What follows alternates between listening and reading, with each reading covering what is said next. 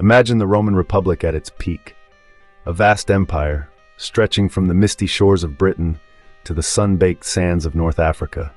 This colossal machine was fueled by one thing: legions. These weren't your average bunch of warriors. Roman legions were professional, well-drilled infantry, feared for their brutal efficiency in close-quarter combat. Their victories were legendary, their reputation for invincibility a constant tremor in the hearts of their enemies. The secret to the legion's success lay in its organization and discipline. Each legion was a self-contained unit of roughly 5,000 men, meticulously trained in swordsmanship, javelin throwing, and fighting in close formation. Their signature tactic? The pilum, a heavy javelin designed to pierce enemy shields and disrupt formations, followed by a brutal charge with short swords. This brutal efficiency had conquered vast swathes of territory, making the Roman legion a force to be reckoned with for centuries. But cracks can appear even in the most imposing facades. Enter Marcus Licinius Crassus, wealthy, powerful, and driven by an ambition that rivaled a volcano about to erupt. He craved glory, a military victory to solidify his legacy next to the likes of Pompey and Caesar, his political rivals. The problem? Crassus wasn't exactly a war hero. His political influence far outweighed his military experience. Victories he had secured were often through cunning political maneuvering rather than strategic brilliance on the battlefield. This would prove to be a critical failing when faced with a foe unlike any Rome had encountered. Meanwhile, in the east, another power was rising: Parthia, a kingdom brimming with culture and a military unlike anything Rome had faced. Forget swords and sandals. These guys were all about mounted archers, heavily armored warriors known as cataphracts. Their signature move? The Parthian shot, raining arrows of death while strategically retreating. Imagine a shower of arrows falling from horseback, a tactic that confounded the Roman infantry accustomed to close-quarters combat. Oh, and their bows? Those weren't your average hunting equipment. Parthian composite bows boasted incredible range and penetration power, crafted from layers of horn, wood, and sinew, making them capable of launching arrows with deadly accuracy. So how did Crassus decide to tackle this unconventional foe? By ignoring every single warning. Advisors familiar with Parthian warfare and the treacherous terrain of Mesopotamia, a land of scorching deserts and unforgiving terrain, pleaded with Crassus to reconsider his strategy. Their pleas fell on deaf ears. Crassus, blinded by ambition and underestimating his enemy, dismissed their concerns. The Romans, accustomed to conquering infantry-based armies, simply dismissed mounted archery as a viable tactic. Arrogance. The stage for disaster was set at Carrhae, a desolate plain devoid of cover, a battlefield tailor-made for Parthian mounted maneuvers. The Romans, ever predictable, deployed in a densely packed formation, perfect for a slugfest, but disastrous against a hail of arrows. To top it all off, the Romans were psychologically at a disadvantage. Uneasy and unfamiliar with the environment, they faced a Parthian army comfortable on their home turf, accustomed to the harsh desert conditions. The battle began just like the advisors predicted, a relentless barrage of arrows turning Roman ranks into a bloody mess.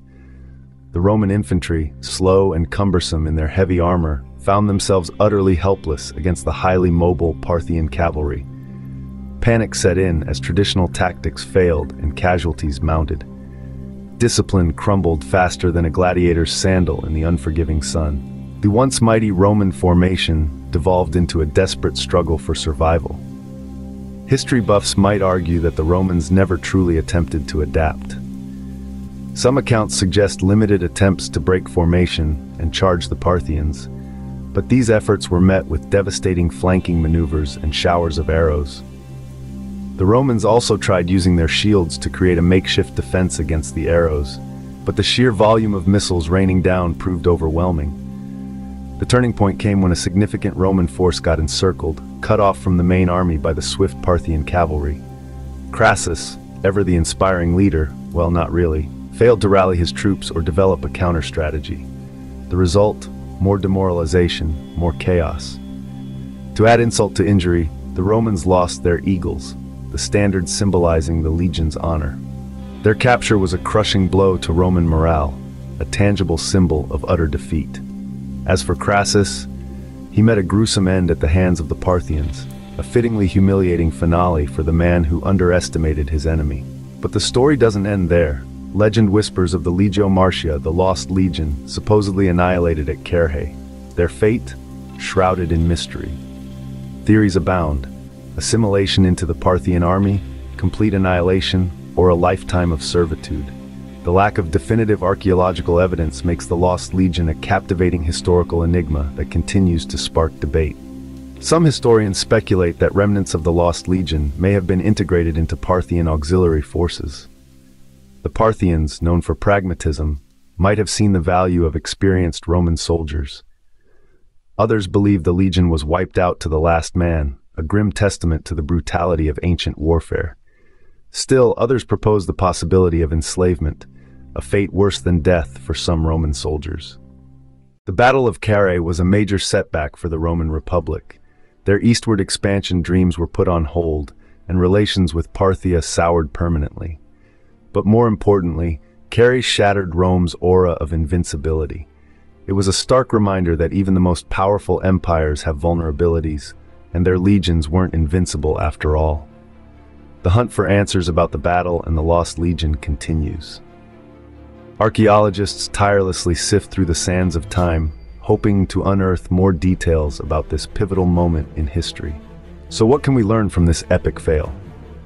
Studying historical defeats is more than just dwelling on the past.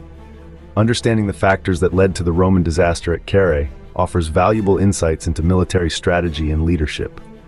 Remember Crassus? His arrogance and underestimation of the enemy are cautionary tales for leaders of all eras. Hubris, as the Greeks would say, is a recipe for disaster. Carrhae serves as a chilling reminder that overconfidence can cloud judgment and lead to catastrophic consequences. Leaders, be they military commanders or CEOs, must constantly evaluate their strengths and weaknesses and never underestimate their opponents. The story of Carrhae is a captivating blend of empire, ambition, and mystery. We explored the rise of the Roman Republic, Crassus's thirst for glory, the unique Parthian military machine, the strategic blunders that led to the battle, and the enduring enigma of the Lost Legion. The legacy of Carrhae is a reminder of the fragility of empires, even the most powerful ones. It's also a testament to the enduring power of historical mysteries, stories that continue to capture our imagination and prompt us to keep digging for answers. The ghosts of Carrhae still whisper on the wind, a cautionary tale for those who seek glory without understanding the true cost of war. But Carrhae is also a testament to the human spirit's resilience. The Roman Republic, though wounded, rose again. The Parthians continued to be a formidable power for centuries, and the search for answers about the Lost Legion? It's a pursuit that reminds us of our insatiable curiosity about the past, a constant reminder that history is full of stories waiting to be unearthed. If you enjoyed this video, be sure to like, comment, and subscribe for more content like this. It's London Lee!